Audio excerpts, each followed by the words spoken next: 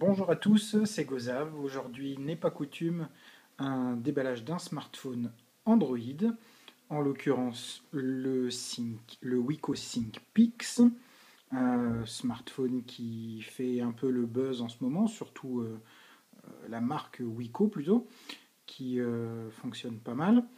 Il y a beaucoup de retours dessus actuellement, beaucoup d'avis, souvent positifs, pour une gamme de smartphones à petit prix.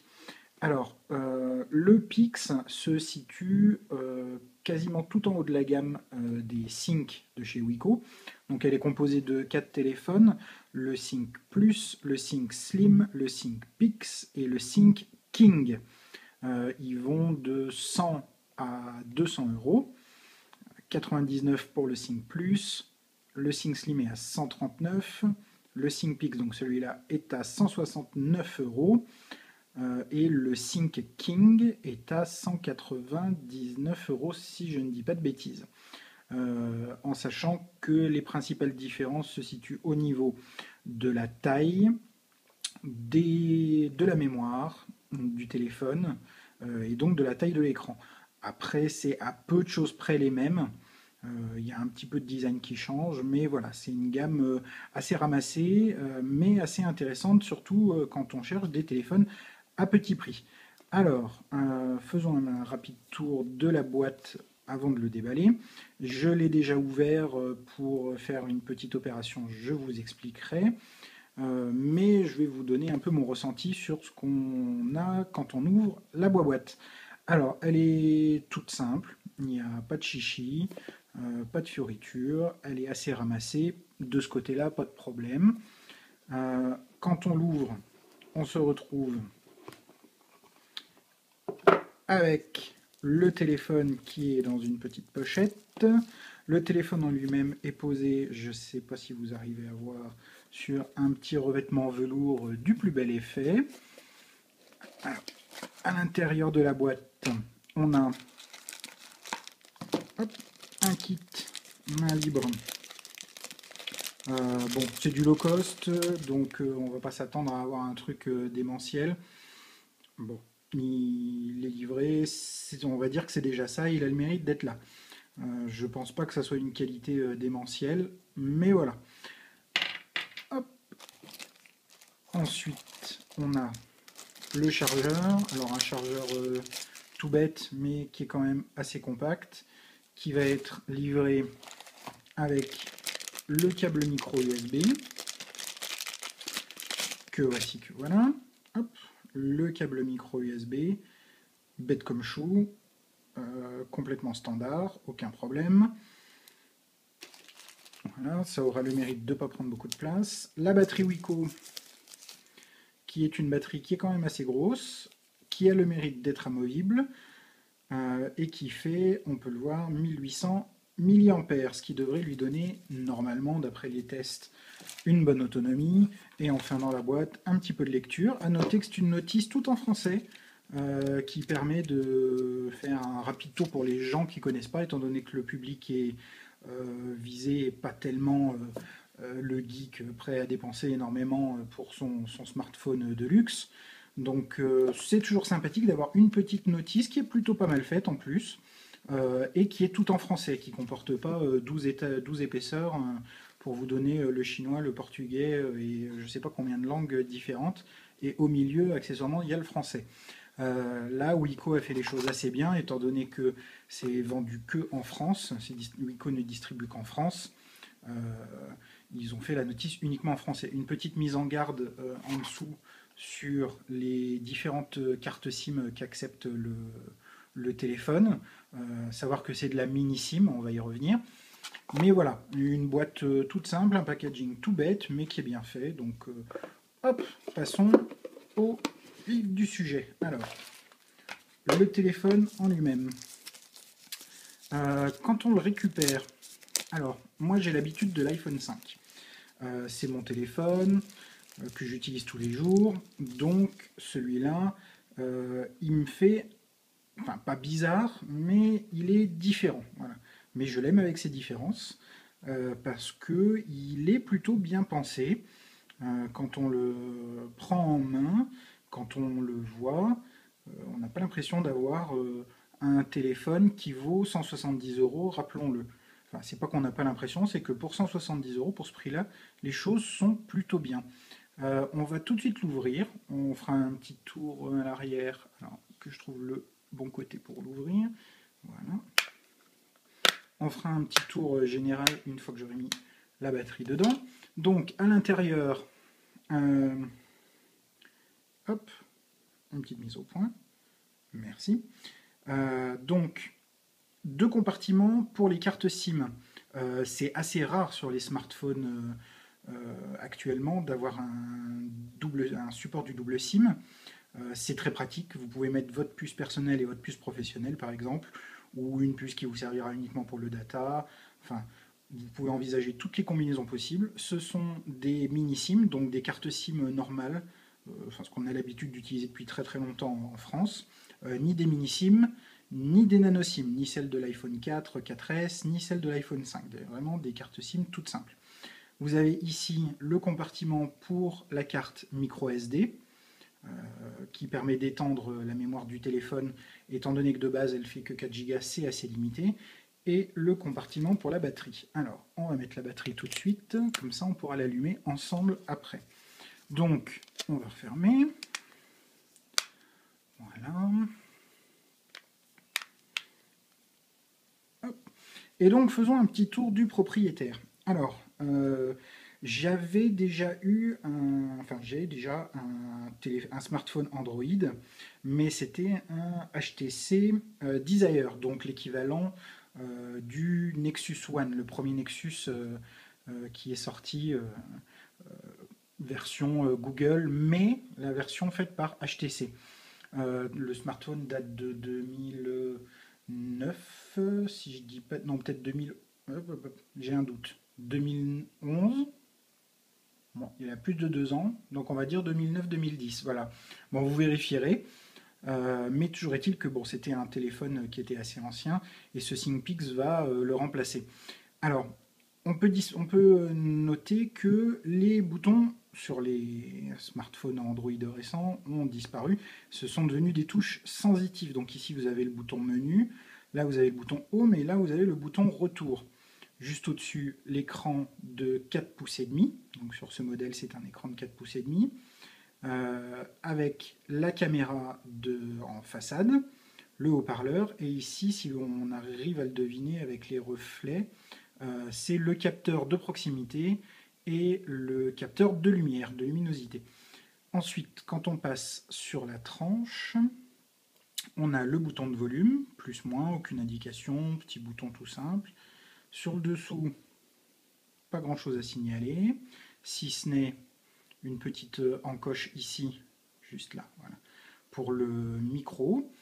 De ce côté-là, on a le bouton Power. Je vais vous le montrer à peu près comme il faut. Voilà. Sur le dessus, la prise jack, toute simple, et la prise, on va essayer d'éviter de faire des bêtises, et la prise micro USB. Qu'est-ce que j'ai oublié sur le côté? Ah oui, petit contour en imitation métal chromé qui est pas mal fait, il faut dire ce qui est. C'est assez chouette, c'est du plastique, hein. Ça risque de prendre les traces de doigts facilement, mais c'est pas mal. On va se mettre un petit peu de décor derrière. Voilà. Et ensuite, il nous reste la face arrière. Alors c'est du plastique touché doux, qui est assez agréable, qui a tendance souvent à prendre les traces de doigts, mais on ne peut pas tout avoir. On ne peut pas avoir quelque chose d'agréable au toucher, revêtement un peu gomme, et quelque chose qui soit non plus ultra résistant. Il faudra envisager soit une coque, soit d'être très soigneux avec. La double LED flash, l'optique 8 millions de pixels, le petit micro, deuxième micro qui sert à atténuer les sons d'ambiance et à prendre le son pour la vidéo, la petite marque Wiko qui va bien, et l'emplacement pour le haut-parleur main libre. Donc voilà, on a fait un rapide petit tour. Maintenant, on va l'allumer. Donc on est sur le côté. Alors je disais que je l'avais déjà déballé pour faire hop, voilà, pour faire une petite opération, c'est-à-dire que par défaut, il est livré avec Android en version Ice Cream Sandwich, c'est-à-dire une version d'Android 4.04. C'est une version récente, mais il y a plus récent. Wiko a mis à disposition sur son site une mise à jour pour Jelly Bean, la version d'Android 4.1.1. À savoir que c'est une version d'Android qui est légèrement customisée par Wiko, en particulier pour la gestion de la double carte SIM, mais que ça reste quand même assez fidèle à ce qu'on trouve dans une expérience Android de base, comme par exemple sur le Nexus 4. Au niveau de la façon de faire la mise à jour, ça se fait via votre PC. C'est assez simple, c'est assez bien documenté, la procédure est assez bien documentée sur le site de Wiko. Tout est fourni avec, le driver, il n'y a aucun problème. Vous suivez le pas à pas, ça marche vraiment tout seul, il n'y a aucun souci. Euh, donc voilà, ça se fait plutôt bien. Euh, Petite chose à faire, voilà, je l'ai fait tout de suite au début où j'ai reçu le téléphone parce que ça efface toutes les données qu'il y a sur votre téléphone. C'est pas une mise à jour OTA toute bête, une petite mise à jour Delta qui est bien pensée, un petit peu comme on pourrait dire pour être mauvaise langue chez Apple, qui garde toutes vos données. Non, non, celle-là, elle efface toutes les données du téléphone. Donc faites-la dès que vous recevez le téléphone pour passer à la dernière version disponible d'Android. D'ailleurs, la preuve qu'on est sur la dernière version d'Android, le petit tweak qui fait toujours rigoler à propos d'Android. Donc voilà, on est bien sur la version 4.1.1 avec Wiko ThinkPix Jelly Bean version 6. Le petit truc qui fait toujours rire. Voilà, bonjour Jelly Bean, merci, t'es gentil, t'es mignon, t'as une bonne tête. Hop, voilà, on est content. Au niveau des caractéristiques techniques de l'appareil, donc on est sur un écran qui est ma foi assez chouette. Il est quand même assez bluffant, faut dire ce qui est. J'ai l'habitude, donc toujours pour parler de l'iPhone 5, j'ai l'habitude des écrans Retina, j'ai un iPad Retina aussi. L'écran est pas mal. Il n'a pas la finesse d'un écran Retina d'Apple, mais au niveau de la qualité d'affichage et du ressenti qu'on en a, il est plutôt pas mal. C'est la même technologie IPS que les écrans d'Apple, ce qui garantit des couleurs assez pétantes et des angles de vision, comme on peut le voir ici, qui sont plutôt pas mal. C'est nettement mieux que des TFT. Au niveau des couleurs, c'est plus pétant que de la MOLED. Ça consomme un peu plus, mais ça ne doit pas poser de problème en théorie. Donc je répète, la résolution, je ne sais même pas si je l'ai déjà dit, la résolution c'est 540 par 960 pour un écran de 4 pouces et demi. Ça fait une belle densité. Vraiment, c'est un bel écran. Voilà, faut dire ce qui est, c'est un bel écran. Seul petit détail, c'est qu'il n'est pas protégé par du Gorilla Glass. Donc il peut être assez fragile, voire il peut être un peu sensible aux traces de doigts. Je l'ai déjà un peu remarqué, il faut le nettoyer assez régulièrement. Il n'y a pas de traitement oléophobique dessus. Bon, pour le public visé, je pense pas que ça soit très gênant, et encore plus quand on le rapporte au prix.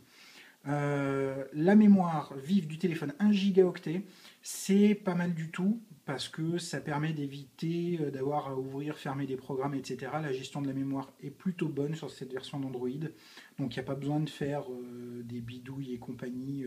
Contrairement à ce que tout le monde peut croire, il n'y a vraiment pas besoin de bidouiller pour pouvoir utiliser un smartphone Android maintenant. C'est quand même très très bien fait. C'est très fluide, ce que permettent les 1 Go de mémoire.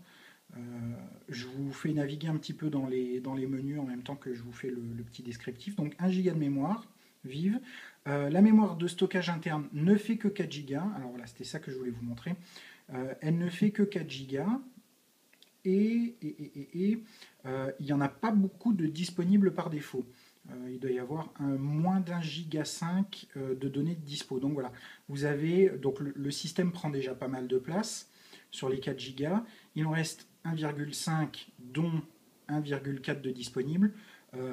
En comptant les mises à jour d'appli, etc. de Google essentielles qui ne sont pas encore faites, grosso modo, il reste 1 giga 2, 1 giga 3 de libre. C'est pas grand-chose, mais encore une fois, c'est extensible par les cartes SD. Donc ça pose pas vraiment de problème, surtout que les cartes SD coûtent pas très très cher. Donc c'est pas vraiment un souci. Au niveau de la connectivité, donc il est Wi-Fi BGN, ça il n'y a pas de souci. Il est Bluetooth 4.0, ce qui pareil est très très rare, enfin très très rare, et assez rare quand même pour l'instant, en sachant qu'il n'y a que des téléphones Android haut de gamme et l'iPhone 5 qui sont équipés de puces Bluetooth 4 qui consomme moins, qui permettra de relier des périphériques de façon un peu plus intelligente, etc. Donc encore une fois, c'est un bon point. Sur Android, c'est très mal exploité le Bluetooth 4.0 pour l'instant. Il ne faut pas en attendre beaucoup. On va voir la Google I.O. qui va arriver s'il va y avoir des nouveaux développements autour de ça. Pour l'instant, c'est assez mal exploité. La connectivité, voilà. Au niveau de la 3G, 4G, donc il n'est pas compatible 4G, faut pas non plus rêver pour un smartphone à 170 euros. Il est compatible que 3G, et au niveau de la 3G, il n'a un débit que de 7,2 mégabits, ce qui est peu comparé à certains smartphones haut de gamme. Encore une fois, je reprends l'iPhone 5 qui lui est compatible avec un débit de 42 mégabits sur les réseaux qui le permettent. Bon, je suis pas certain que ça ait une importance vraiment délirante, sauf si on a un usage des données intensif. Bon, c'est à savoir, voilà. C'est à prendre en compte, mais enfin pour tous les jours, c'est pas si gênant que ça. Il permet d'utiliser, si je suis dessus, voilà, le partage de connexion. Donc vous pouvez vous servir de votre forfait data comme un hotspot Wi-Fi. Ça, il n'y a pas de problème. De quoi est-ce que je voulais encore vous parler Bah, c'est déjà pas mal, je pense. Le processeur, donc un processeur dual-core à 1 GHz. C'est un processeur Mediatek. C'est pas le méga processeur, la grosse tuerie que vous allez trouver dans les Samsung Galaxy et compagnie, dans les HTC One et compagnie. Mais ça fait le job. Enfin, c'est ce que tout le monde s'accorde à dire plus ou moins. Euh, il fait le job au niveau de l'utilisation de tous les jours, au niveau du surf sur Internet et compagnie. Il peut être un petit peu limité quand il s'agit d'utiliser des gros jeux, des applications très très gourmandes, mais ça reste assez rare d'avoir des problèmes avec. Bon voilà, c'est pas un foudre de guerre, mais enfin pour la gestion de tous les jours, c'est plutôt pas mal. Euh, Ensuite, je pense que c'est à peu près tout au niveau des caractéristiques. Donc, comme vous avez peut-être pu un peu le voir pendant que je vous racontais ma vie, euh, alors ça, on fera ça plus tard, je voulais vous montrer, mais je ne l'ai pas encore mis ni sur le Wi-Fi ni avec le compte Google. Mais bon, vous pouvez voir, c'est quand même assez fluide euh, au niveau de, au niveau des, au niveau du scroll.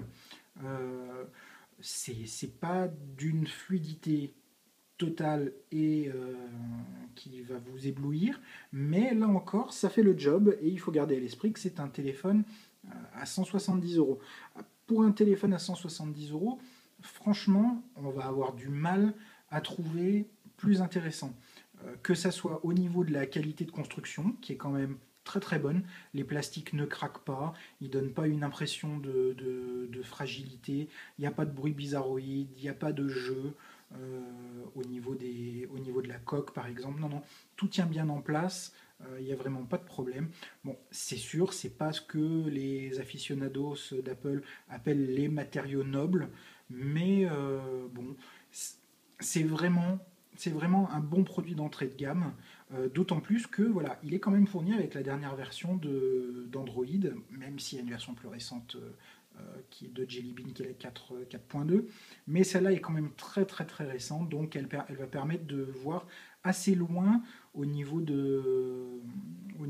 perspectives d'évolution du téléphone et de support du téléphone. Alors il faudra espérer que Wiko fasse un bon boulot là-dessus, mais c'est plutôt pas mal parti. Pour un téléphone qui est quand même relativement jeune, c'est plutôt pas mal parti.